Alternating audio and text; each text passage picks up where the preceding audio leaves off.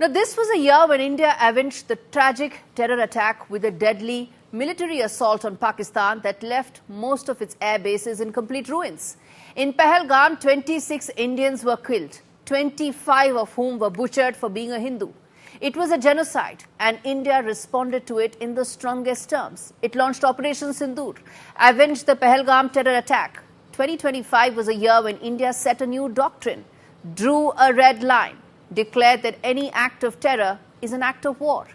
India also dispatched its parliamentarians around the world to name and shame Pakistan, the world's biggest terror factory. So what all did we manage to do in those 4 days? Tell Pakistan not to mess with us ever again? This report has those answers. The year 2025 witnessed a 4-day conflict between two nuclear neighbors as India avenged the Pak-perpetrated Pahalgam terror attack. In 4 days, India destroyed multiple Pakistani military bases, destroyed 9 major terror launch pads in Pakistan and Pakistan-occupied Kashmir. The message was clear.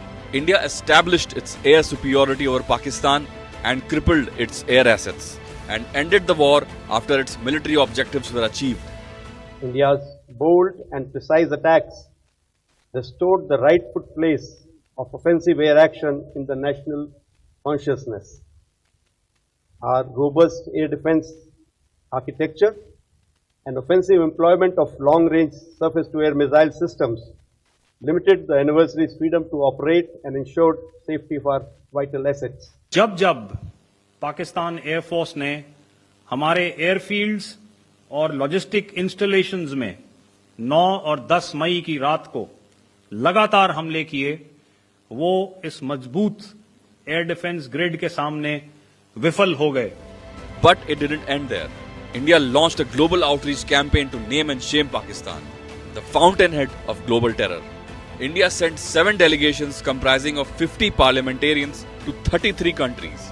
A bipartisan exercise to send India's message to all global capitals that New Delhi's military response was the result of Pak-sponsored terrorist attack which identified Hindus and shot them in cold blood.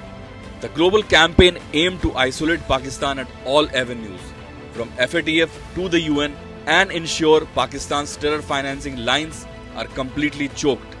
Operation Sindoor brought to fore India's long-standing challenge regarding the Pakistan-China collusion. From intelligence to specific military inputs, Pakistan relied on China, was aided by Turkey and Azerbaijan, the two-front war for which New Delhi has long been prepared for. The success of Operation Sindoor also brought to fore India's sustained investment and focus on indigenous defence manufacturing. In fact, indigenous defence production hit a record 1.27 lakh crore rupees. Exports, defence export, clocked upwards of 23,000 crore rupees.